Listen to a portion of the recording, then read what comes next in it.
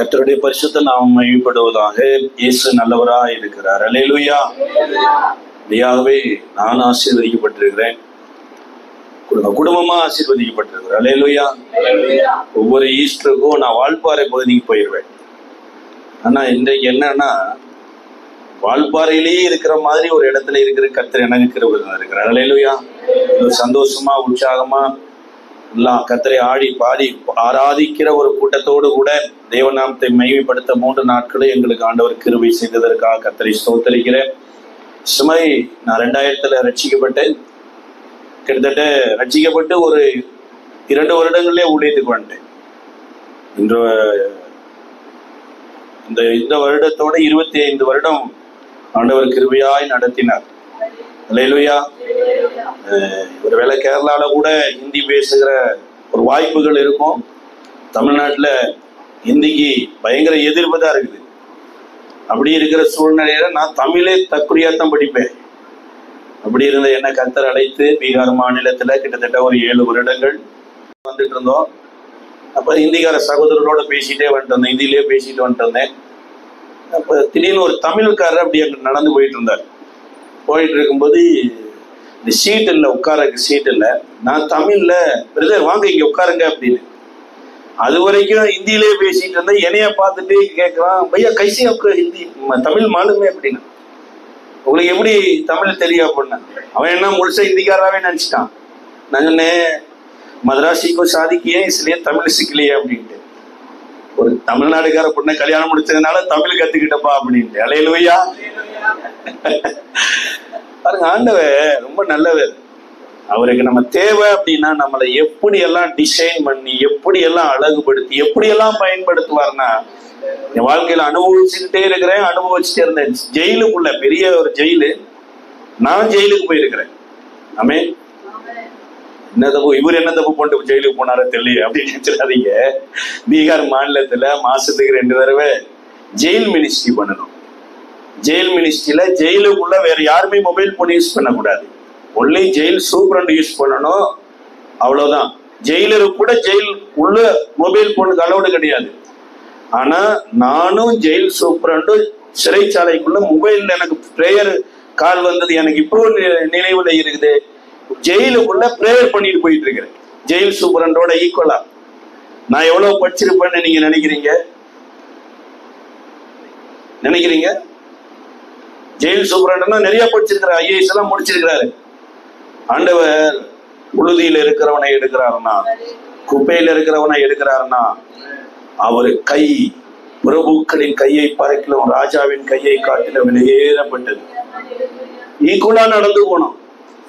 அவர் நல்ல ஃப்ரெண்ட் ஆயிட்டாரு. எங்க வீட்டு ஃபங்க்ஷன் அவரு வருவாரு, அவங்க வீட்டு ஃபங்க்ஷனுக்கு நானும் விவிஐபியா போவோம் பாருங்க.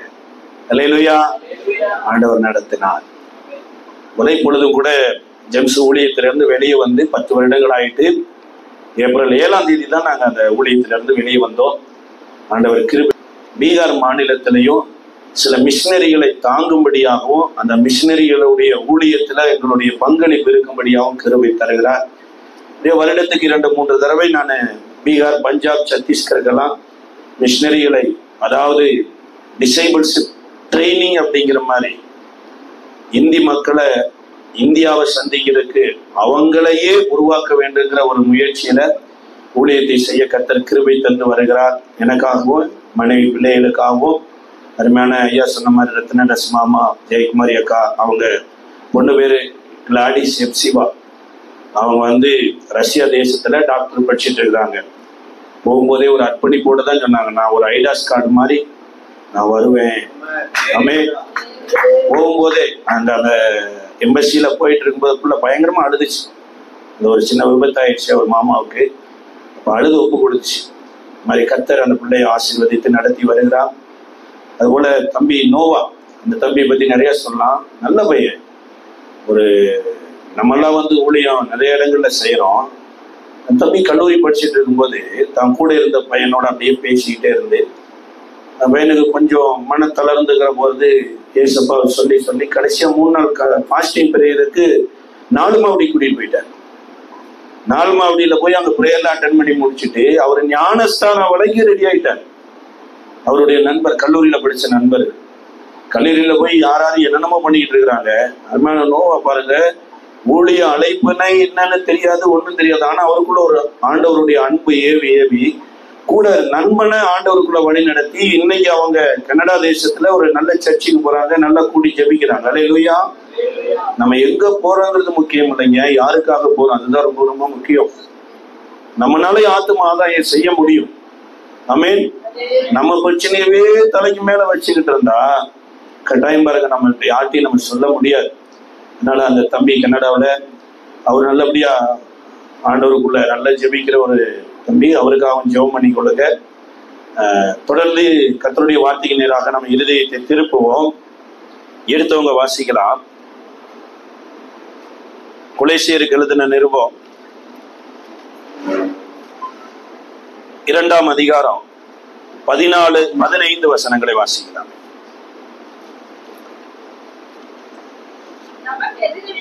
நமக்கு எதிரடையாகவும் கட்டளைகளால் நமக்கு விரோதமாகவும் இருந்த கையெழுத்தை குலைத்து அதை நடுவில் இராதபடிக்கு எடுத்து சிலுவையின் மேல் ஆணி அடித்து துரைதனங்களையும் அதிகாரங்களையும் உரிந்து கொண்டு வெளியரங்கமான கோலமாக்கி அவைகளின் மேல் சிலுவையிலே வெட்டி சிறந்தார். அல்லேலூயா. இஸ்ரவேல்ல சவுல் ராஜ்யம் பண்ணின காலகட்டம் கிட்டத்தட்ட 40 வருடங்கள் உடன்படிக்கை பெட்டி இல்லாமலேயே 40 வருஷமா இஸ்ரவேல் வாழ்ந்துட்டாங்க. ஏலி நாட்கள்ல உடன்படிக்கை பெட்டி பெலிஸ்திய தேசத்தின் வழியாக அப்படியே யோசுவாவின் களத்துக்கு வந்து அபினதாப் வீட்டுக்கு போயிடுச்சு.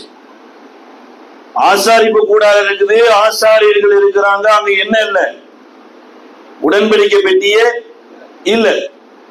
அதை பத்தி அவர் நினைவிலே இல்லை அவருக்கு. நமக்கு ஒரு ராஜ்யம் கிடைச்சிருச்சு, நாம ராஜாவாயிட்டோம், நம்ம ராஜாவாகாதபடி யாராவது வரானா அவனை கொலை செய்யலாங்கிற அளவுக்கு மைண்ட்ல ஓடிட்டு இருந்துச்சே தவிர, தன்னை மறுரூபமாக்கின, தன்னை இந்த அளவுக்கு உயர்த்தின தேவனை தேடணும், தேவனுடையவைகளை தேடணுங்கிறது கடுகளவு கூட சவுலுக்குள்ள வரவே இல்லை. கர்த்தர் சவுலை தள்ளிடுறார். தாவீதை தன் இருதயத்துக்கு ஏற்றவனாக தெரிந்து கொண்டேன் என்று சொல்லி சவுலின் ஸ்தானத்துக்கு தாவீதை ராஜாவாக அபிஷேகம் பண்ணினதுக்கு அப்புறம் தாவீது ராஜாவாய் சில நாட்களில தன்னை உயர்த்தின தேவனை கனப்படுத்தணும்னு ஆசைப்பட்டார்.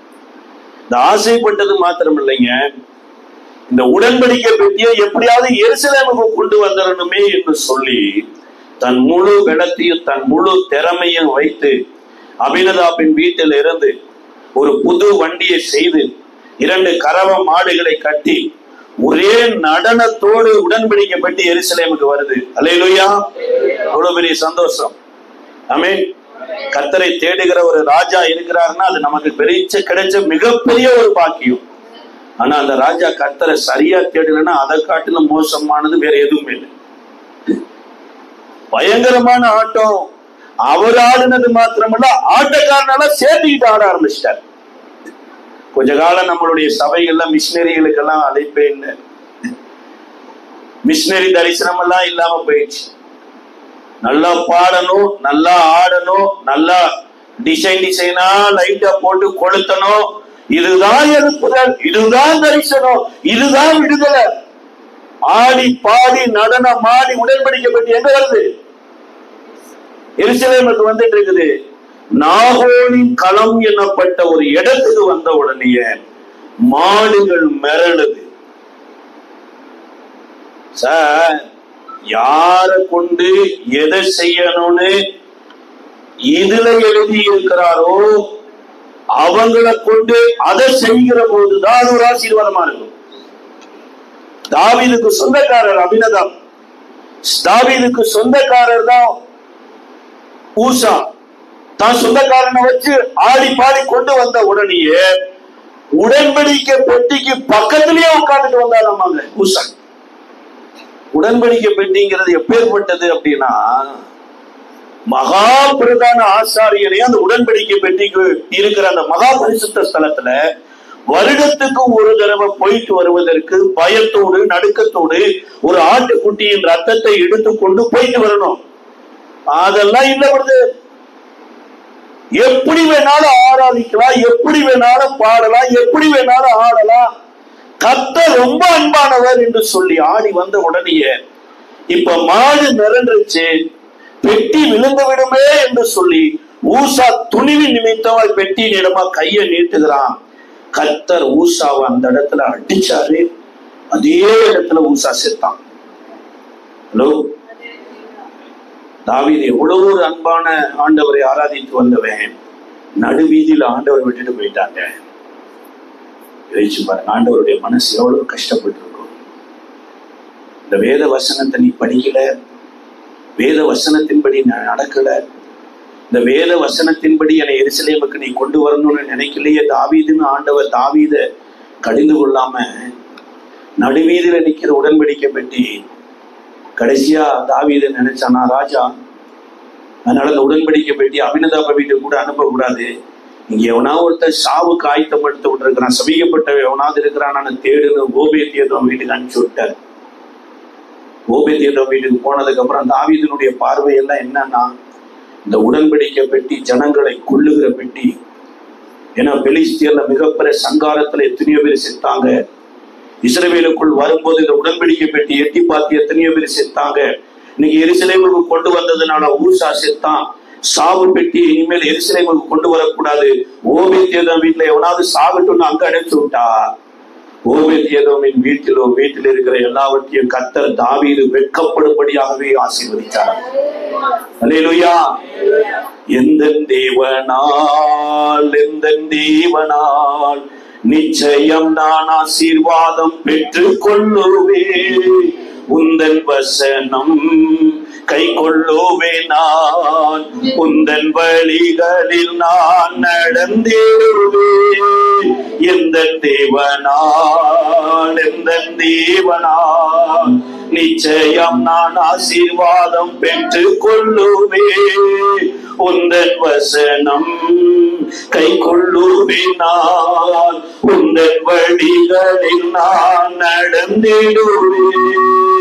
வாழ்க்கை துணையும் எந்த பிள்ளைகளோ எந்த சம்பத்தோம் ஆசீர்வதிக்கப்படோ, வாழ்க்கை துணையும் எந்த பிள்ளைகளோ எந்த சம்பத்தோம் ஆசீர்வதிக்கப்படோ, எந்த நன்மைக்காய் செடி தோங்கிட செய்வார், என்னை அவர் பரிசுத்த ஜனமாக்குவார்.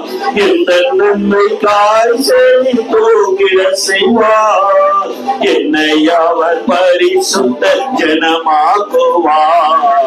எந்த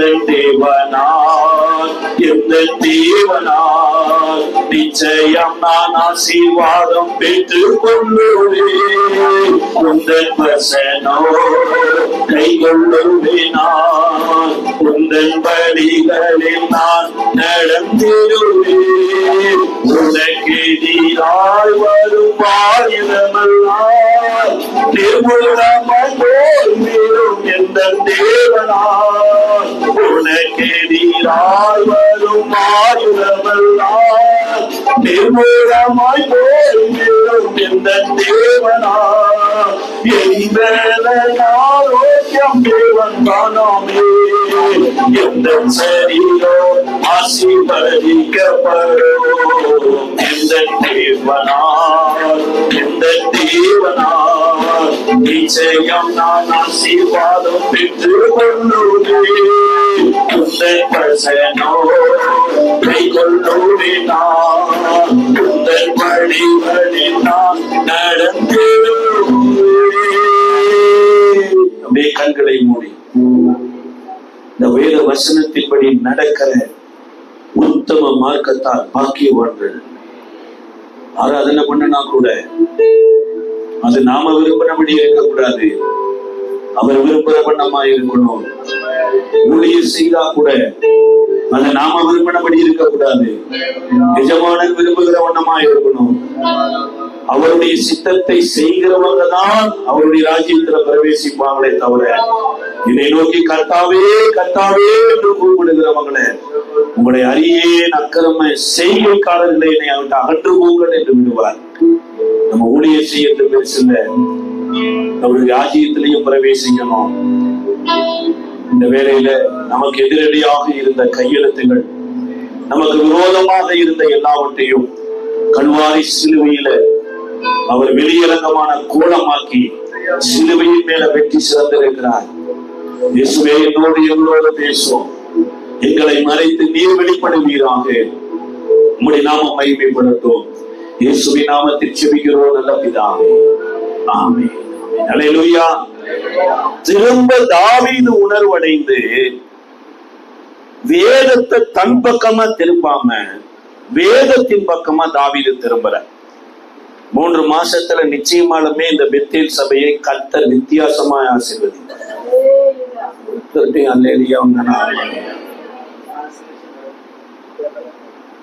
இந்த டிரான்ஸ்லேஷன் மனசிலாயோ? ஓகே, हिंदी மக்களுக்கு समझ में आया? Right, okay. தாவீது 3 மாதத்துல பயங்கரமான ரிப்பண்ட் ஆகிறார். ஓபேதியேதோம் வீட்டுல யாராவது சாவாங்கன்னு வெயிட் பண்ணி பார்த்தா ஓபேதியேதோம் வீட்டுல மலடியா இருந்த அம்மாவெல்லாம் கன்சீவ் ஆகி நிக்குது. ஹலோ, எல்லா வீட்லயும் வாழை மரம் ஒரு தார் தான் விட்டுச்சாமா, ஓபேதியேதோம் வீட்டுல 3 தார் விட்டுச்சாமா.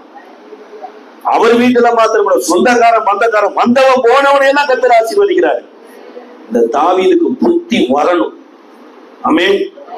நிறைய நேரம் நம்ம தாவீதின் கூடாரத்துல இருக்கிறோம், நல்ல தேவனுடைய பிள்ளைன்னு அபிஷேகம் பண்ணிருக்கிறோம், புத்தி கெட்டு போய் வாழ்ந்திருக்கும் பாரு. ஆண்டவரவே விசனப்படுத்திட்டு ஆண்டவர் ரொம்ப மோசமானவர் போல நம்ம சிந்தை மாறிடும். இதுக்கப்புறம் தாவீது யோசிக்கிறான், உடன்படிக்கை பெட்டியா யாரு சமக்கணும்?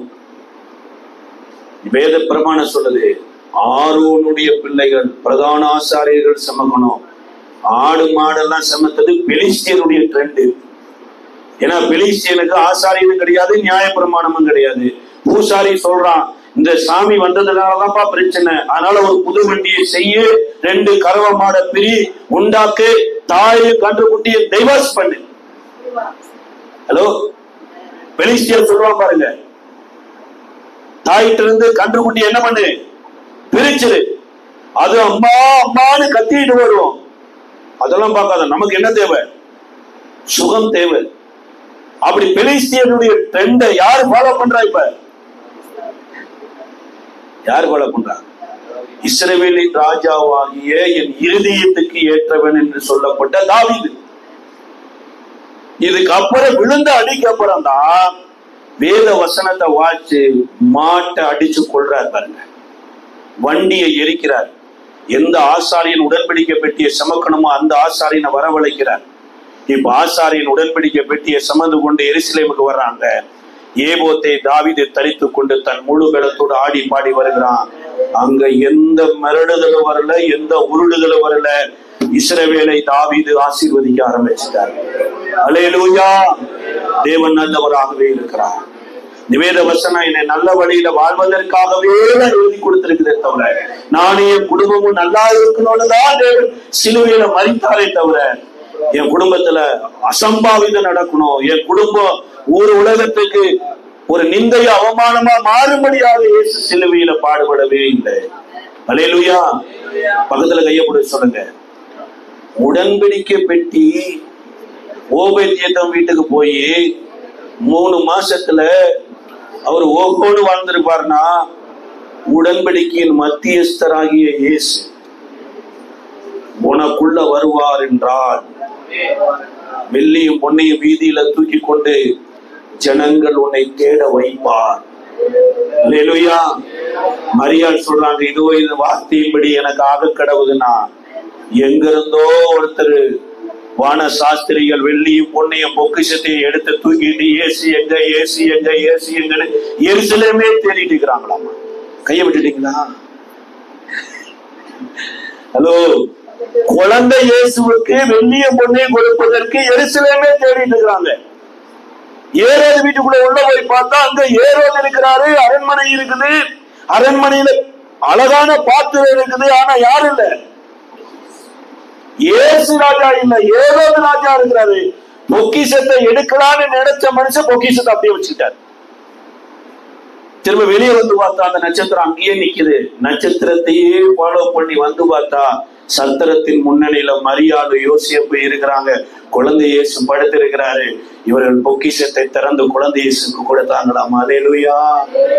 உடன்படிக்கையின் மத்தியஸ்தரை உன் இருதயத்துல சுமப்ப என்றால் பொக்கிஷம் உன் வாசற்படியை தேடி வரும். ஓபேத் வீட்டை ஆசீர்வதித்த கர்த்தர் உடன்படிக்கையின் மத்தியஸ்தராக இயேசுவை சுமக்கிற உன்னையும் ஆசீர்வதிப்பார். அல்லேலூயா. ஆனா மறந்துடக்கூடாது, உலகத்தை ஃபாலோ பண்ணுவதற்கு கர்த்தர் நம்மளை அழைக்கல, உலகம் நம்மளை ஃபாலோ பண்ணுவதற்கு அழைச்சிருக்கிறார். ஆமென். உலகம் எனக்கு வெளிச்சமா இருக்க கர்த்தர் உங்களை என்னை வைக்கல, உலகத்துக்கு உங்களை என்னை வெளிச்சமா வச்சிருக்கிறார். பூமியை உங்களுக்கு உப்பா மாத்தல, பூமிக்கு உங்களை என்னை உப்பா வச்சிருக்கிறார். அல்லேலூயா. அப்ப நீங்களும் நானும் சிலுவையில் அறையப்பட்ட இயேசுவை பார்க்காம, சிலுவையில இயேசுவினுடைய அந்த பாடு மரணத்தில் கிடைச்ச வெற்றியை ருசிக்காம இயேசுவை சுமக்க முடியாது. பாருங்க, இயேசு எப்ப தெரிவார் தெரியுங்களா? ஒரு காருக்கு நான் 2 கார் வச்சிருக்கிறேன்னு வைங்கள, எல்லாம் என்ன சொல்லுவாங்க? வருவாங்க, இயேசுவை அவர் ஏற்றுக்கொண்டார், ஒரு காருக்கு 2 கார் வச்சிருக்காங்க. டேவிட் பாஸ்டர் வந்து சொல்லுவாரு, பாம்பேக்கு போங்க, ரெட் லைட் ஏரியால வேலை பார்க்கிற பிள்ளைங்க கூட 2 காருக்கு 4 கார் வச்சிருக்கிறார். இயேசு ஆசீர்வதிச்சிருக்கிறார்.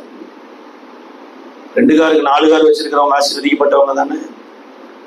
இல்லைங்க, அவரை கேவலமா ரோட்ல திட்டிட்டு போனாங்க. அவங்க வீட்டுல ஒரு பிரச்சனை, அந்த பாஸ்டர் போய் நின்று அழுது ஜெபம் பண்ணிட்டு இருந்தாருங்க. அவரு தாங்க இயேசு.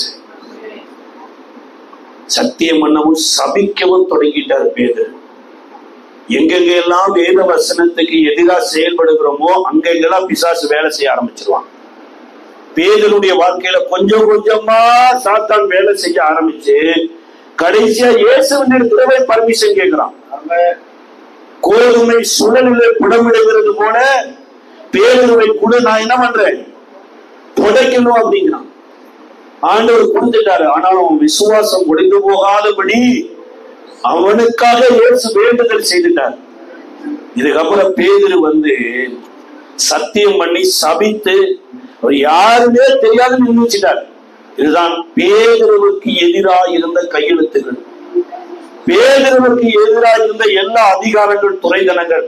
பிசாசு வந்து இப்ப பேதுருவை என்ன வேணாலும் பண்ணலாம். ஆனா பேதுருவை பிசாசு எதுவும் பண்ணக்கூடாது என்பதற்காக பிசாசு வருவதற்கு முன்னாடி இயேசு வந்துட்டார். உயிர் திறந்த உடனே அந்த சகோதரியிடம் சொன்னாரு, கலிலேயாவில நான் உங்களை சந்திப்பேன் என்று சொன்ன இடத்துக்கு அவங்கள வர சொல்லுங்க, நான் வருகிறேன்னு சொல்லிட்டு மறக்காம பேதுருவினிடத்திலையும் சொல்லுங்கள் அப்படின்னாரு. அல்லேலூயா. ஏன்னா அவனுக்கு மிகப்பெரிய ஒரு ஆபத்து வரப்போகுது. சாத்தான் புடமிடுவதற்கு கேட்டுக்கொண்டான். அதற்குள்ளேயே அவனை ரட்சிப்புகளை நடத்தீர் என்று சொல்லிட்டு கலிலேயாவை சந்தித்து முடித்ததுக்கு அப்புறம் யோவான் எழுதின சுவிசேஷ புஸ்தகம் 21வது அதிகாரத்துல வேதம் சொல்லுகிறது, இயேசு மறுபடியும் தம்முடைய சீசர்களை அவர்களுக்கு வெளிப்படுத்தின விதத்தை குறித்து சொல்லப்பட்டிருக்கிறது. 4வது வசனத்தை வாசிக்கலாமே. வெளிப்படுத்தின யோவான் எழுதின சுவிசேஷம் 21ஆம் அதிகாரத்தினுடைய 4வது வசனம். விடிய காலமான போது இயேசு கரையிலே நின்றார். அறியாதிருந்தார்கள். இயேசு அவர்களை நோக்கி, பிள்ளைகளே, புசிக்கிறதற்கு ஏதாகிலும் உங்களிடத்தில் உண்டோ என்றார். அதற்கு அவர்கள் ஒன்றுமில்லை என்றார்கள். அப்பொழுது அவர், வலையை போடுங்கள், அகப்படும் என்றார். அப்படியே அவர்கள் போட்டு திரளான மீன்கள் அகப்பட்டதினால், அதாவது இதே கடல்ல தான் நைட்ல மீன் வாழை போட்டாங்க. சொல்ல போனா இப்ப ஒரு 10 பேர் இருந்திருக்கலாம். யூதாஸ் மரித்து போயிட்டாரு. அதுக்கப்புறம் பிலிப்புவோ தோமாவோ யாரோ ஒருத்தர் வரல. ஒரு 10 பேர் போய் வலை போட்ட போது கர்த்தர் பத்திரமா இந்த 153 மீனையோ படகுக்கு இடதுபுறமாக அல்லது படகுக்கு மறைவான இடத்துல கொண்டு போய் நிறுத்திட்டார். ஹலோ, ஏன் அப்படின்னா நீ மீனை நம்பி வாழக்கூடாது, மீனை படைத்த என்ன நம்பி வாழணும். அல்லேலூயா. நீ வேலையை நம்பி வாழக்கூடாது. இந்த வேலையை செய்வதற்கு உனக்கு பலனை கொடுத்த என்ன நம்பி வாழணும். நான் இல்லாம ஒரு மீன் கூட உனக்கு கிடைக்காது. நான் இல்லாம உனக்கு ஒரு ரூபா கூட கிடைக்காது என்பதை பேதுருவுக்கு முன்னமே உணர்த்தினார். அழைத்த போதே தெரியும். ஒரு நாள் முழுவதும் பிரயாசப்பட்டு ஒரு மீன் கூட கிடைக்கல. காலையில வந்த உடனேயே இயேசு, ஐயா இவங்க ராத்திரி எல்லாம் பிரயாசப்பட்டு ஒரு மீன் கூட இல்லாம இருக்கிறாங்க, கஷ்டப்பட்டு இருக்கிறாங்க, அதனால மீனை கொடுத்துடலாம், அதுக்கப்புறம் பிரசங்கம் பண்ணலாம் அப்படின்னு பேசியிருக்கலாம். அப்படித்தானங்க? சில வீடுகள்ல இங்க எப்படின்னு தெரியல, சில இடங்கள்ல போனீங்கன்னா சில நிச்சயதார்த்தம் நடக்குது அல்லது ஏதோ ஒரு சம்பவம் நடக்குதுன்னா அவங்க காண்டூருக்குள்ள வந்திருப்பாங்க. அவங்க வந்து பாஸ்டர்ட்ட சொல்லுவாங்க, ஐயா இவங்க செய்யறதெல்லாம் செஞ்சுட்டு போயிருக்குங்கய்யா, அப்புறம் நம்ம மெதுவா என்ன பண்ணுவோம், ஆறு அமர என்ன பண்ணலாம், ஜெபம் பண்ணுவோம். ஃபர்ஸ்ட் பிரியாரிட்டி யாருக்கு? சொந்தக்காரங்க, மாமஞ்சி இருமச்சினஞ்சி இதெல்லாம் செஞ்சுட்டு போயிருக்குயா, அப்புறம் நம்ம மெதுவா பண்ணுவோம். எல்லா காரியமும் உங்க வாழ்க்கையில மெதுவா வரும். உடனே பிறக்க வேண்டிய பிள்ளை மெதுவா வரும். உடனே கட்ட வேண்டிய வீடு மெதுவா வரும். பக்கத்துல போய் மெதுவா வாங்க, மெதுவா வரும். அல்லேலூயா.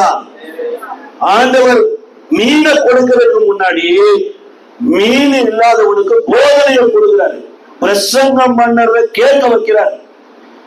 ஏன் கேட்க வைக்கிறார்னா, இந்த மனுஷனுக்கு 2 படகு மீன் கொடுத்தா 1 படகு மீன் இவன் கொடுக்கணுங்கிற ஒரு இருதயம் உருவாகாம 2 படகு மீனை கொடுக்க மாட்டார் பாருங்க. அல்லேலூயா. அப்ப அதை கொடுக்க வைக்கிற இருதயம் எதுல வருது? தேவனுடைய வசனத்துல தான் வருது. வாங்குற கை எங்க இருக்குங்க? ஹலோ, கையோட தான் வந்திருக்கீங்களா? ஆமென். வாங்குற கை எங்க இருக்கும்? கொடுக்கிற கையை நீங்க கொடுக்கணுமா வாங்கணுமா? வாங்கணும், கொடுக்கணும். கொடுத்துட்டே இருந்தா ஓட்டாண்டியா போயிடுவாங்க. வாங்கணும், கொடுக்கணும். பக்கத்துல கை பிடிக்கணும். வாங்கணும், கொடுக்கணும். இழுக்கணும், காத்த விடணும். ஒரே இழுப்பா இழுத்தீங்க, அப்புறம் பாஸ்ட் வந்தா எடுத்துட்டு போகணும் பாருங்க. அல்லேலூயா. இவ்வளவு வாங்கி வாங்கி வச்சுக்கிட்டே இருக்க, கடைசியா எங்கேயாவது கூட இவ்வளவு வச்சு பார்ப்பாங்க பாருங்க. இப்ப பேதுருவுக்கு இந்த 1 படகு மீன் வரணுமா இருந்தா 1 படகு மீன் இவன் கொடுக்கிற இருதயத்தை வசனம் உருவாக்குது. இதுக்கு அப்புறம் தான் பேதுருவுக்கு மீனை கொடுக்கிறாரு. 1 படகு மீன் நிறைஞ்சிருச்சு. மனசு தெரியுது, மீன் இல்லாத போது எவ்வளவு எனக்கு மனசு கஷ்டமா இருந்துச்சு. என் சகோதரர் அங்க மீன் இல்லாம கரையில கலங்கிட்டு இருக்கிறான்னு சைகை காட்டு, பிரதர் வாங்க பிரதர் இங்க மீன் இருக்குதுன்னு சைகை காட்டின உடனே 1 படகு மீனை தூக்கி அப்படியே கொடுக்கிறாரு. 1 ரூபா கூட வாங்கல. ஹலோ, 1 படகு மீன் கொடுக்கிறாருங்க. இப்ப 1 கிலோ மீன் எவ்வளவு வைக்க? மீன் சாப்பிடாதவங்க எனக்கு தெரியுது, நான் மீன் சாப்பிடல. சால மீன் சரி, நான் சால மீன் 200 ரூபாய், நெடுஞ்சால மீன் 300 400 ரூபான்னு வச்சுக்க. சார் மீன் இவ்வளவு மீனை கொடுக்கிறேன், கவலையே இல்லாம அள்ளி கொடுக்கிறேன். ஏன்னா இருதயம் தேவன் வாசம் பண்ணுகிற ஸ்தலமா மாறிடுச்சு. இந்த பேதுரு தாங்க இப்ப ராத்திரி முழுவதும் பிரயாசப்பட்டு ஒண்ணுமே இல்ல, கரையில வந்து நின்ன உன்னை ஆண்டவர் மறுபடியும் ஹெல்ப் பண்றார். ஹெல்ப் பண்ணி முடிச்சதுக்கு அப்புறம் 153 பெரிய மீன் உள்ள வந்துருச்சு. இயேசுவோடு மார்புல சாய்ந்திருந்த யோவான் சொல்றாரு, நமக்கு ஆலோசனை கொடுத்தவர் கர்த்தர். இந்த கரையில நின்னது யாருன்னு நமக்கு தெரியல, ஆனா இப்ப தெரியுது. உங்களுக்கு ஆலோசனை கொடுத்தவர் கர்த்தர். இந்த கூட்டத்துல உங்களுக்கு ஆலோசனை கொடுத்தவர் யாருன்னு இப்ப உங்களுக்கு தெரியாது. 153 பெரிய மீனை புடிச்சு இழுப்பீங்க, அப்பதான் உங்களுக்கு தெரியும். ஓ, பெத்தேல் சபையில நமக்கு ஆலோசனை கொடுத்தவர் உயிரோடு எழுந்த இயேசு என்பவர்களுக்கு தெரியும். அல்லேலூயா. இப்ப பேரு போட்டுக்கிறதுக்கு வஸ்திரம் இல்லாமல் இருந்தாலும் பரவாயில்ல, முன்னாடி எட்டி குதிச்சு போய் எப்படியாவது கைய கால பிடிச்ச, ஆண்டவரே நீ யாரிடத்திலையும் சொல்லிடாத, நான் நமக்குள்ள நடந்த அந்த டீலிங் நம்மளோடயே இருந்துகிட்டு நினைச்சாரா என்னன்னு தெரியல, எட்டி குதிச்சு கரைக்கு வந்துட்டாரு. கரைக்கு வந்துட்ட பேதுருட்ட ஆண்டவர் ஒரு பெரிய டீலிங் வைக்கிறார். என்ன டீலிங் தெரியுங்களா? பேதுருவே, நீ உண்மையான நேசிலையா? மனசாட்சியை தொட்டு சொல்லிவாரு. பேதுருட்ட ஆண்டவர் அதை இதையும் கேட்கல. நீ எனக்கு ஒரு பைபிள் காலேஜ் கட்டுவியா, இல்ல இத்தனை ஊர்ல சர்ச்சை கட்டுவியா, இத்தனை டிசைபிள்ஸ் வைப்பியா, ஒன்னையும் கேட்கல. இவர்கள் எல்லாரிலும் நீ என் மேல் அன்பா இருப்பியா? ஏன்னா இவருதான் சொன்னார், எல்லாரும் உண்மை மறுதளித்தாலும் நான் என்ன பண்ண மாட்டேன், உமக்காக உயிரையே கொடுப்பேன்னு சொன்னார். இதுதாங்க அவருக்கு விரோதமாக எழுதின கையெழுத்து, அவருக்கு எதிராக சாத்தான் வைத்துக் கொண்டிருக்கிற புத்தகங்கள். அப்ப பேதுரு என்ன சொல்றாருன்னா, ஆண்டவரே உம்மை நேசிக்கிறேன் அப்படிங்கிறார். என் ஆட்டுக்குட்டிகளை மேய்ப்பாயாங்கிறார். 2வது தடவை இவர்களை விட்டுட்டார். அந்த வசனத்தை நல்லா படிச்சீங்கன்னா தெரியும். வாசிக்கலாம். 15வது வசனத்தை வாசிக்கலாம். அவர்கள் போஜனம் பண்ணின பின்பு இயேசு சீமோன் பேதுருவை நோக்கி, யோனாவின் குமாரனாகிய சீமோனே, அதிகமா என்னிடத்தில் அன்பாய் இருக்கிறாயா என்றார். அதற்கு அவன், ஆம் ஆண்டவரே, உம்மை நேசிக்கிறேன் என்பதை அறிவீர் என்றான். அவர் என் ஆட்டுக்குட்டிகளை மேய்ப்பாயாக அப்படின்னார். ஆடு வேணுமா, குட்டி வேணுமா, ஆட்டுக்குட்டி வேணுமா? ஒண்ணுமே வேண்டாமா.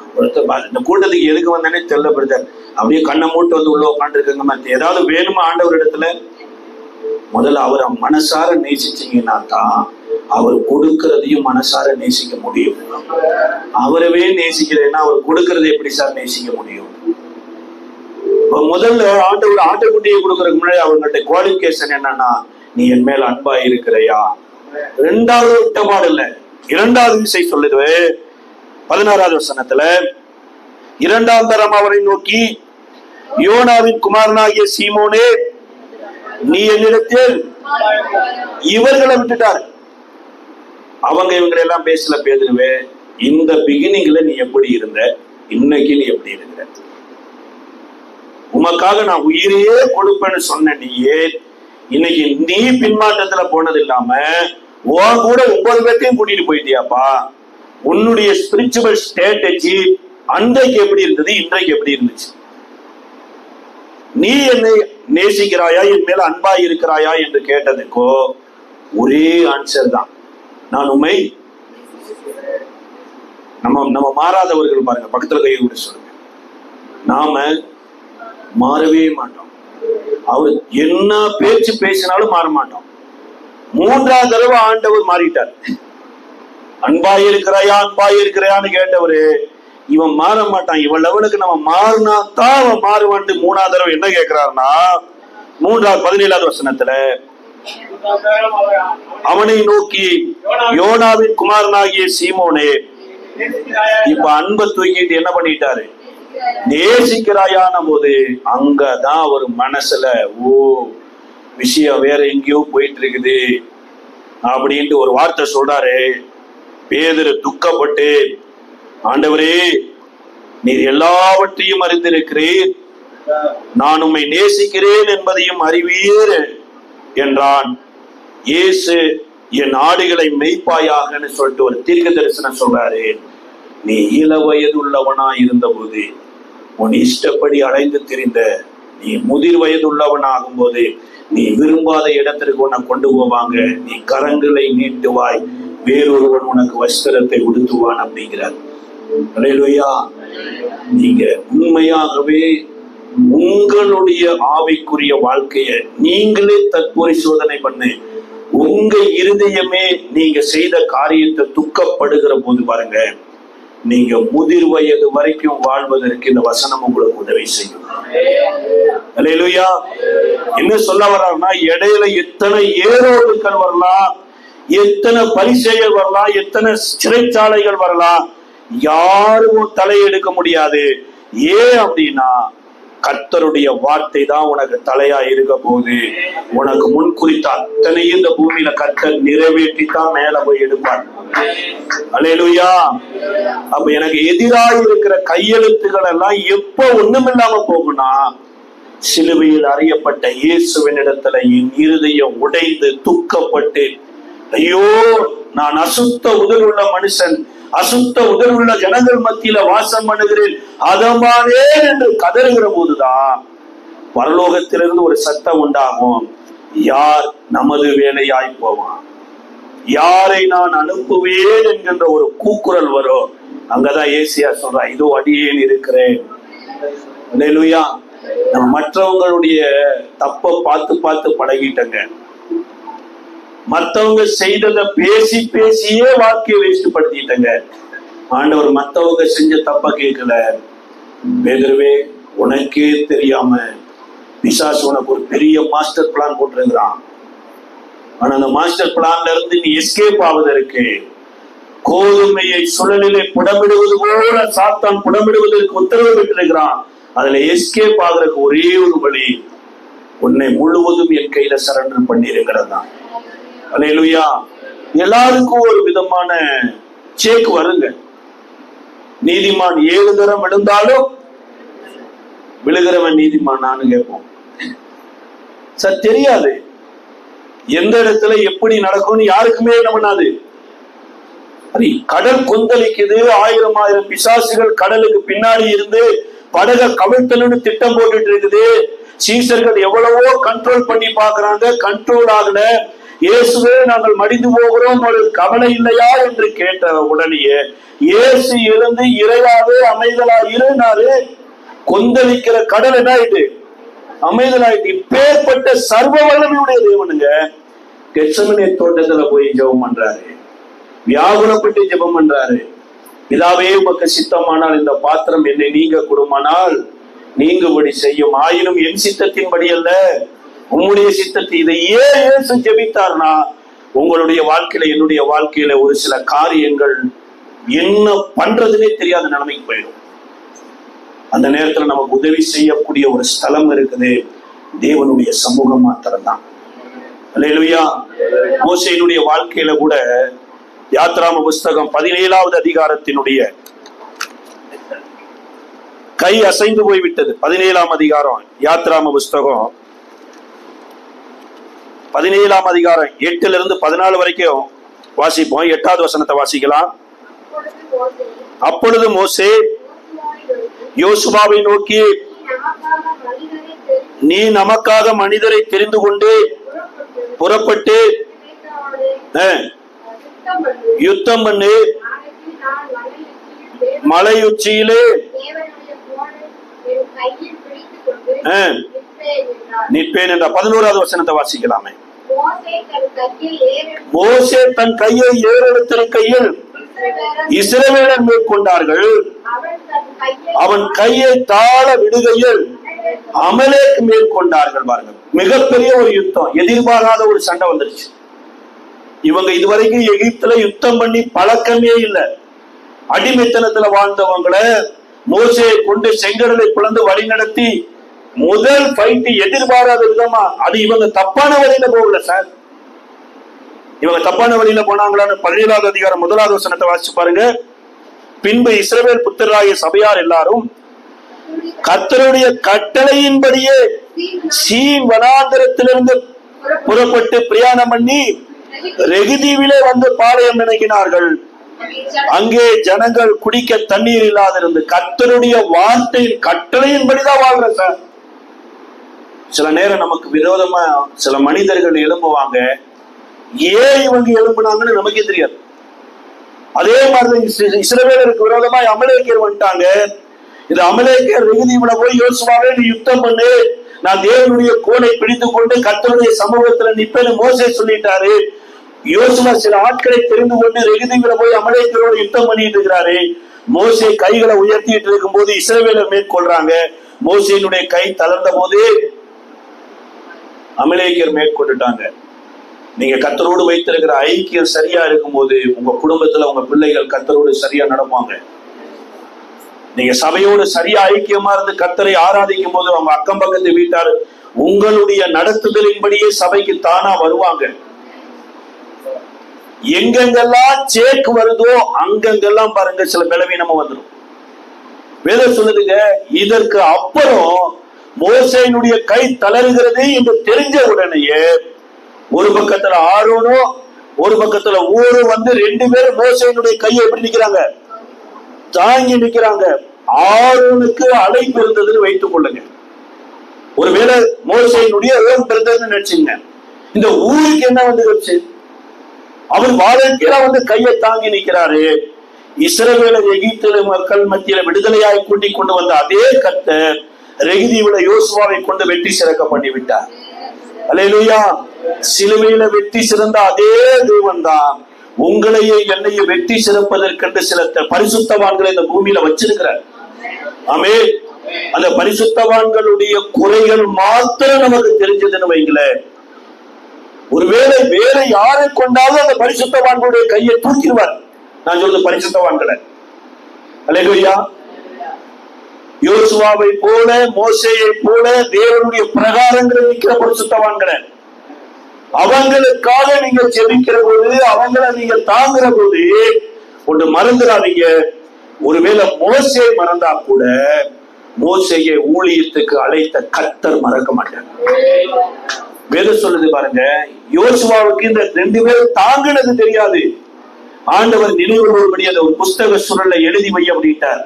யோசுவாவின் செவிகளுக்கும்படியே வாசித்தார். அதோடு முடிக்கல. மோசே சீனாய் மலைக்கு வருகிற போது மோசேட்ட கர்த்தர் சொல்றாரு, ஆசாரிய ஊழியர் செய்யும்படி ஆரோனையும் அவன் பிள்ளைகளையும் நீ பிரித்து எடுத்திருக்கிறார். சரி, ஆரோனுக்கும் ஆரோனுடைய பிள்ளைகளுக்கும் மோசேயினுடைய கையை தாங்கினதுக்கு பெனிஃபிட். ஊருக்கு என்ன சார் பெனிஃபிட்? ஏதாவது பெனிஃபிட் கிடைச்சதா? ஏதாவது பெனிஃபிட் கிடைச்சதா? நான் பெத்தேல் சபை ஊழியத்துக்கு நான் தாங்குறேன், இந்த பெத்தேல் ஊழிய சபைக்காக 1 மணி நேரம் நான் ஜெபிக்கிறேன், அல்லது ஏதோ இயேசு விடுவிக்கிறார் ஊழியத்துக்காக ஜெபிக்கிறேன், அல்லது ஜெம்ஸ் ஊழியத்துக்காக ஜெபிக்கிறேன், மிஷினரி ஊழியர்களுக்காக ஜெபிக்கிறேன், ஜெயபால் பிரதர் சொன்னாரு அவருக்காக நான் ஜெபிக்கிறேன் அப்படின்னு ஜெபிக்கிறதுனால எனக்கு என்ன பிரதர் பெனிஃபிட்? அவங்க நல்லா இருவாங்க, எனக்கு ஏதாவது நடக்குமானா? கர்த்தர் ஒரு கலசம் தண்ணீர் கொடுத்தா கூட திருப்பி கொடுக்கிற ஒரு நல்லது. அல்லேலூயா. நன்மை செய்தால் மேன்மை இல்லையோ என்று நன்மை செய்கிறவனுடைய குடும்பத்தை விசாரிக்கிற ஒரு ஆண்டவர். மொர்தெகாய் எனப்பட்ட ஒரு மனுஷங்க, அவன் அகஸ்வேரு ராஜாவுடைய மரணத்தை விரும்பாம அவனை கொலை செய்யறாங்கன்னு 2 பேர் திட்டம் போட்டு இருக்கிறத எஸ்தர் போய் சொல்றாரு. எஸ்தர் அதை வந்து போய் அகஸ்வேரு ராஜாட்ட சொல்லி அதை நினைவு கூறும்படி புஸ்தகத்துல எழுதி வச்சாச்சு. தேடி பார்த்த போது 2 பேர் அகஸ்வேரு ராஜாவை கொலை செய்ய பிளான் பண்ணது பிடிக்கப்பட்டாங்க. உடனே மொர்தெகாயின் பேர்ல நினைவு கூறு புஸ்தகத்தில் எழுதியாச்சு. ஆனா ஒரு பிரதிபலனமே இல்லை. காலம் கடந்து கொண்டே இருக்குது. நிறைய பேர் நற்கிரியல் செய்கிறதுல சோர்ந்து போய் விடுகிறீங்க. என்ன பிரதர் பண்றது? எவ்வளவு செஞ்சாலும் ஒரு மாற்றமே வரல. இந்த மூங்கில் செடி இருக்குது தெரியுங்களா? இங்க பார்த்திருப்பீங்க. மூங்கில் செடி எல்லா செடியை போல வளராது. அது வளரும் போது எல்லா செடியை போல அது நிக்காது. மேலேயும் வளருமாமா, இங்கிட்டு வளருமாமா. மூங்கில் முதலாகவே மேல வருமாமா. ஒரு மூங்கில் செடி வளருவதற்கு கிட்டத்தட்ட 5 வருடம் ஆகுங்கிறாங்க. அதே போல நீதிமானுடைய வளர்ச்சி வளராத மாதிரியே தான் இருக்கும் பாருங்க. ஆனா அவனை கர்த்தர் வளர்த்துற போது மேலேயும் வளருவான், அகலம் நீள உயரத்திலேயும் வளருவான் பாருங்க. ஒரு நாள் வந்தது, ஆமானிடத்திலேயே மொர்தெகாயை குறித்து அகஸ்வேரு ராஜா கேட்கிறார், கர்த்தரை கனம் பண்ணுகிறவனுக்கு என்ன செய்யணும்? ஹலோ, அவன் பயங்கர பிரில்லியண்டா, என்ன தவிர அகஸ்வேரு ராஜா யாரை கனம் பண்ண போறாரு? அவனுக்கு ரதத்தை கொடுக்கணும், கிரீடத்தை கொடுக்கணும், பங்களா கொடுக்கணும், அதை கொடுக்கணும், இதை கொடுக்கணும். பாப்பா அதான் அங்க போய் பாரு, என் உயிரை காப்பாத்தின ஒருத்தன் மொர்தெகாய்ங்கிற ஒரு பேர்ல இருக்கிறான், அவனை கூப்பிட்டு கொடுப்பான்னு கொடுத்து தூக்கி விட்ட ஒரு நல்ல தேவனா இருக்கிறார். அல்லேலூயா. இந்த ஆராதனைக்கு ஒருவேளை தேவனுடைய பிள்ளையே, எந்த வீதியில நீ அழுது கொண்டு வஸ்திரத்தை கிழித்து கொண்டு நீ வந்தீங்கோ, உன் நற்கிரியைகள் கட்டாயம் அதே வீதியில ஒரு ரதத்துல கூட்டிக் கொண்டு போதுதான் பார்த்திருப்பார். எந்த தெருவுல மொர்தெகாய் வஸ்திரத்தை கிழித்துக் கொண்டு அழுதுட்டு வந்தானோ அதே தெருவுல கர்த்தர் அவனை ரதத்துல கூட்டி கொண்டு போய் கனப்படுத்தின ஒரு நல்ல ஆண்டவர். அப்ப அந்த ஊர் வந்து மோசேயினுடைய கையை தாங்கிறதுக்கு என்ன சார் பெனிஃபிட் கொடுத்தாருன்னா, வேதம் சொல்லுது, வாசிங்களே. யாத்ராம புஸ்தகம் 31ஆம் அதிகாரத்தினுடைய 2வது வசனத்தை வாசிக்கலாம். யாத்ராகமம் 31ஆம் அதிகாரம் 2வது வசனத்துல,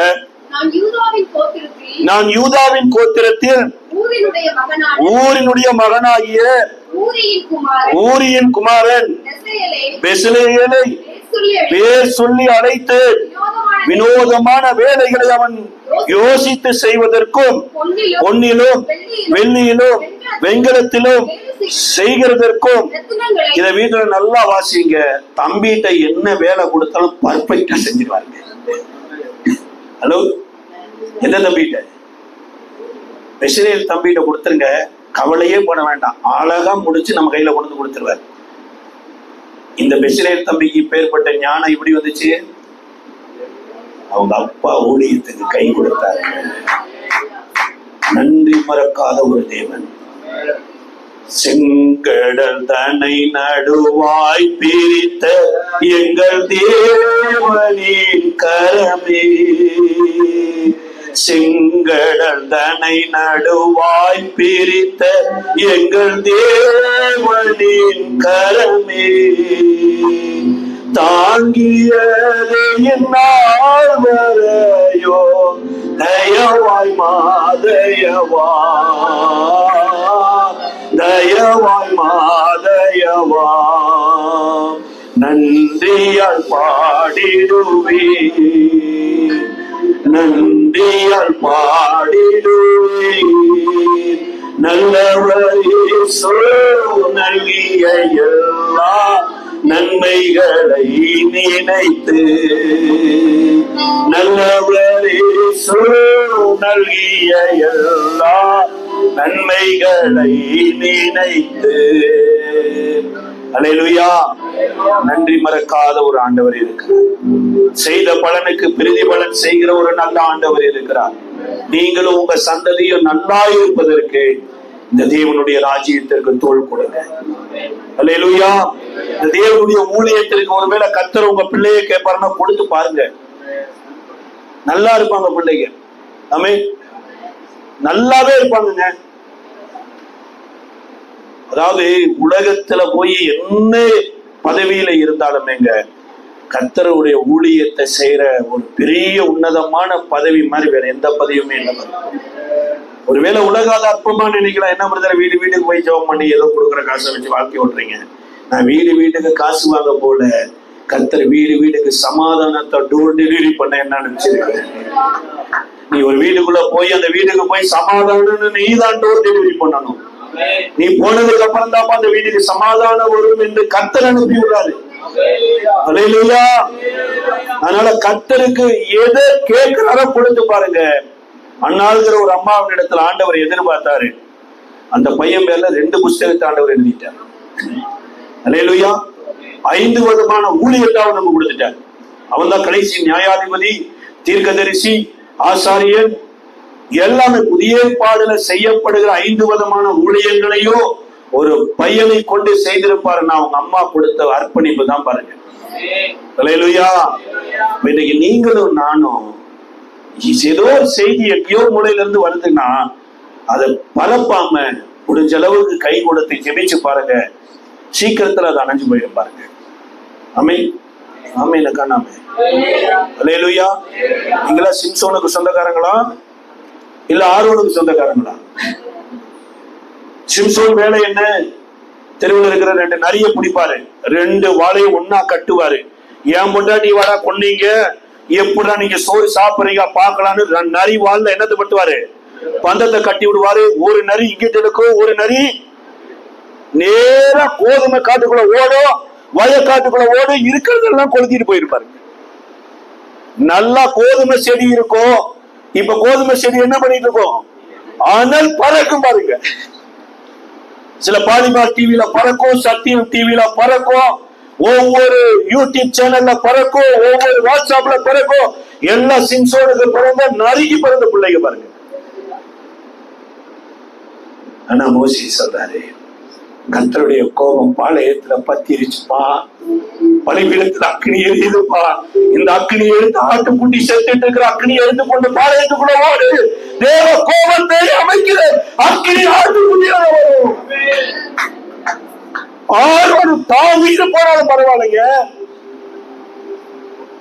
எல்லா பாளையத்துல அக்னியில செத்துட்டு இருக்கிறாங்க. ஆரோன் ஒண்ணுமே கேட்கல, நான் செத்தாலும் பரவாயில்ல ஆண்டவரே அக்னியை தூக்கிட்டு ஓடுகிறேன்னு ஓடுறாரு.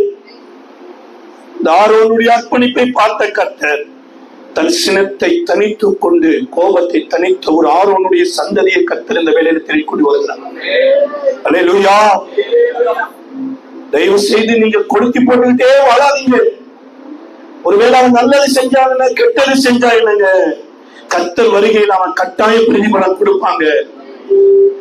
நீங்களும் நானும் தேவ கோபத்தை தனிப்பதற்கு தேவனால் தெரிந்து கொள்ளப்பட்ட தேவனுடைய சந்ததியா இருக்கிறோம். கடைசி நேரத்துல இயேசுவோடு கூட சிலுவையை சுமந்தவர சிலுவையினாகிய இந்த சிமியோனை தேவன் தேடி எழுதி வேதத்தில் வைத்திருப்பார் என்றால், இந்த கடைசி காலத்துல தேவ கோபத்தை தணிக்கிறதற்கு தேவனுடைய பிள்ளை உன்னை என்னை தேவன் அழைக்கிறார். ஆண்டவர்கிட்ட உங்க இருதயத்தை திறந்து ஒப்பு கொடுங்க. வேண்டாம், நமக்கு இயேசுவை அறியாத எத்தனையோ பிள்ளைகளுங்க நாங்க பாக்குறோம், எத்தனையோ இடங்கள்ல பாக்குறோம். ஒவ்வொரு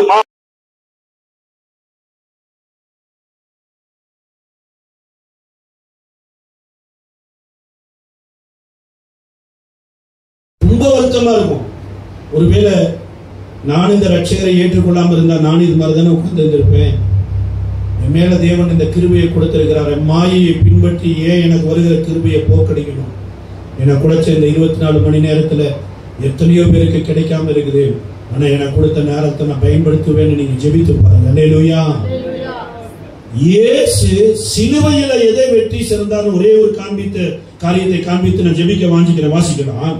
எபிரேயருக்கு எழுதின நிருபம் 9ஆம் அதிகாரத்தினுடைய 16வது வசனத்தை ஒருத்தர் வாசிக்கலாம். எபிரேயருக்கு எழுதின நிருபம் 9ஆம் அதிகாரம் 16வது வசனத்தை வாசிக்கலாமே.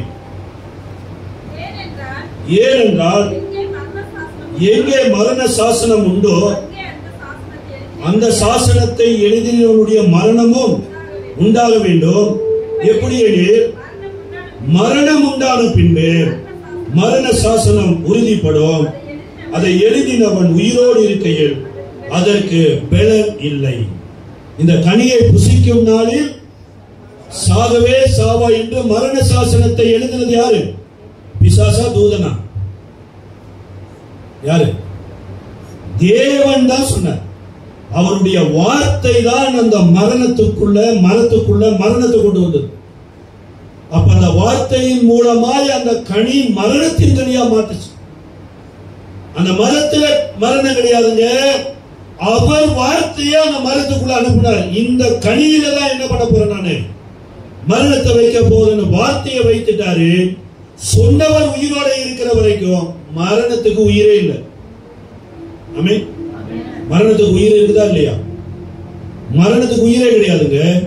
அதனாலதான் மரணத்துக்குள்ள போன எல்லாருமே மறித்து போயிட்டாங்க. ஆனா இயேசு இந்த பூமியில வந்துதான் மரணத்துக்கே உயிர் கொடுத்தார். அல்லேலூயா.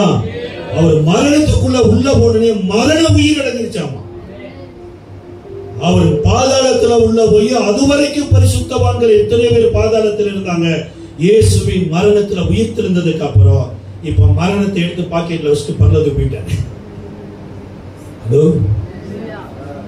சிலுவையில என்ன செய்தார் அப்படின்னா, ஏதேன் தோட்டத்துல மரணம்ங்கிறது தேவனுடைய வார்த்தையில வந்தது. அதே தேவன் வார்த்தையா இந்த பூமியில வந்து இயேசு எனும் நாமத்துல உலாவி, யோவான் 1:1 சொல்லுது, ஆதியிலே வார்த்தை இருந்தது, அந்த வார்த்தை தேவனிடத்தில் இருந்தது, அந்த வார்த்தையே தேவனாய் இருந்தது. அந்த வார்த்தை மாம்சமாகி கிருபையினாலும் சத்தியத்தினாலும் நமக்குள்ளே வாசம் பண்ணினார். ஒரே பேரான குமாரனுக்கு ஒப்பாய் இருக்குது. இயேசு என்னும் வார்த்தையாய் வந்தவரே கல்வாரி சிலுவையில தன்னுடைய வார்த்தையால மரத்துக்குள்ள ஜீவனை கொடுக்கிறார் பாருங்க. கல்வாரி சிலுவையில இயேசு ஜீவனை கொடுக்கிற வரைக்கும் அந்த மரத்துல இருந்த மரணத்துக்கு உயிரே கிடையாது. என்றைக்கு மரத்துல பிதாவே உடைய கைகளிலே நாவியை ஒப்பு கொடுக்கிறேன் என்று தலை சாய்த்தாரோ மரத்துக்குள்ள ஜீவன் வந்துருச்சு. அதான் இயேசு யோவான் 10:10 சொல்றாரு, திருடன் திருடவும் கொல்லவும் அழிக்கவுமே வருகிறான், நானோ அவைகளுக்கு ஜீவன் உண்டாயிருக்கவும் பரிபூர்ணப்படவும் வந்தேங்கிறார். யோவான் எழுதின சுவிசேஷம் 10:10 சொல்றாரு. பேதுரு தன்னுடைய முதல் பிரசங்கத்துல அப்போஸ்தலர் 3வது அதிகாரத்தினுடைய 15வது வசனம் சொல்லுகிறது, நீங்கள் ஜீவாதிபதியை நீங்கள் கொலை செய்தீர்கள், அதற்கு நாங்கள் சாட்சிகள். ஜீவாதிபதி தான் அந்த மரணத்துக்குள்ள ஜீவனை கொடுத்தாரு. இன்றைக்கு கிறிஸ்துவுக்குள்ள மரிக்கிற நீங்களும் நானும் பாக்கியவான்கள், பாக்கியவான்கள்.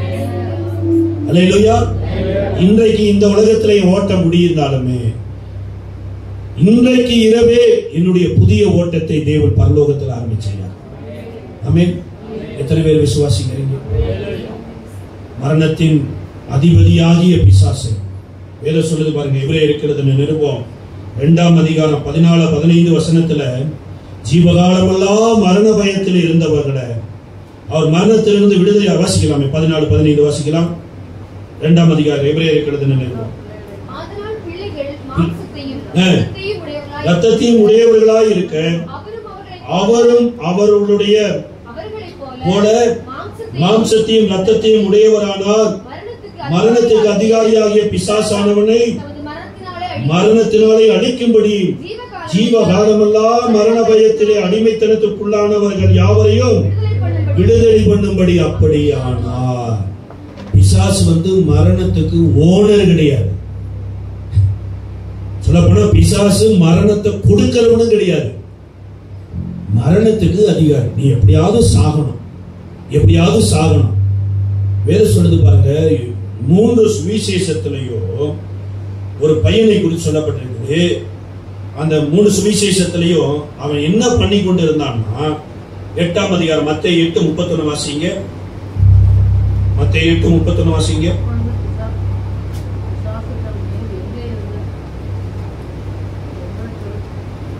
அப்பொழுது பிசாசுகள், நீர் எங்களை துரத்துவீரானால் நாங்கள் அந்த பண்டிகை கூட்டத்துக்குள் போகும்படி உத்தரவு கொடும் என்று அவரை வேண்டிக் கொண்டன.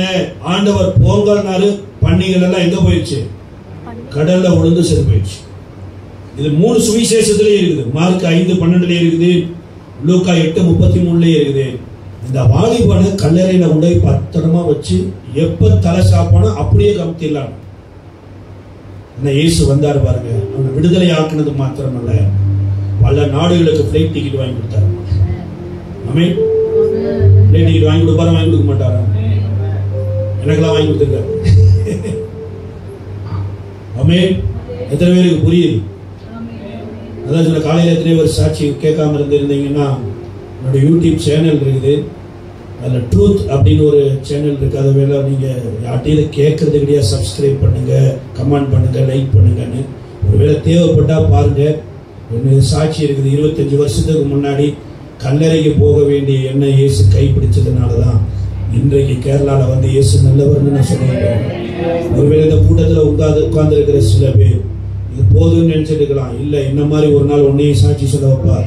25 வருஷத்துக்கு அப்புறம் ஒருவேளை அந்த ஜீவனோடு இருப்பனா எங்கேயாவது ஒருத்தர் உங்க மெசேஜை கேட்க கர்த்தர் எனக்கு கிருபை தருவார். அல்லேலூயா. இயேசு நல்லவராய் இருக்கிறார். மரணத்தின் அடிமைத்தனத்திலிருந்து அந்த வாலிபனை விடுதலையாக்கி தெற்கபோடைய நாடெங்கும் போய் இயேசுதான் என்னை விடுதலையாக்கினார், நான் கல்லறையில கிடந்தேன் என்று அவன் நற்செய்தி சொல்லுகிற மிகப்பெரிய ஒரு இவாஞ்சலிஸ்டா மாறிட்டார். இயேசுதான் ஜீவன்களுக்கு அதிபதி. அவர் மதம் மாத்த வரல. இந்த பண்ணி மேய்ப்பர்களுக்கு தெரியல. அவனுக்கு போனதெல்லாம் பண்ணி போனதுதான் கவலை.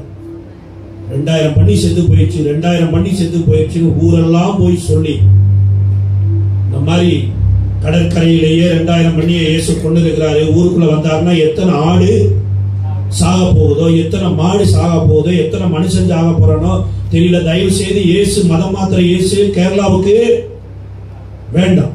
மதம் மாத்திர இயேசு இந்தியாவுக்கு வேண்டாம். மதம் மாத்திர இயேசு தமிழ்நாடுக்கு வேண்டாம். நாம் இந்தியாவை காப்போம். நீ இந்தியாவை காக்குறிய இல்லையா? உன்னை காக்குறீங்க. கொரோனால முடியலையாப்பா, எப்படிப்பா இந்தியாவை காக்க போற? இயேசு மதவாதி கிடையாதுங்க. இயேசு ஜீவனை கொடுத்து புதிய மார்க்கத்தில் உங்களை என்னை அழைக்கிறவர். அவர்தான் சொல்லப்பட்ட துறைதனங்களையும் அதிகாரங்களையும் புரிந்து கொண்டு சிலுவையின் மேல வெற்றி சிறந்தார்னா மற்றவர்களுடைய வெற்றிக்கு நீங்கள் பிரயாசப்படுங்க. உங்களுடைய சந்ததியை பரலோகம் போஷிக்கும். அல்லேலூயா. இந்த வசனத்தின்படி கர்த்தரோடு நடந்து பாருங்க. நீங்களும் உங்க குடும்பமும் உங்க சந்ததியை கர்த்தரால் ஆசீர்வதிக்கப்படும். அவர் சிலுவைக்குள்ள ஜீவனை கொடுத்தது எதற்காக? நான் உங்களுக்குள்ளும் எனக்குள்ளும் ஜீவனை கொடுக்கிறது தான்.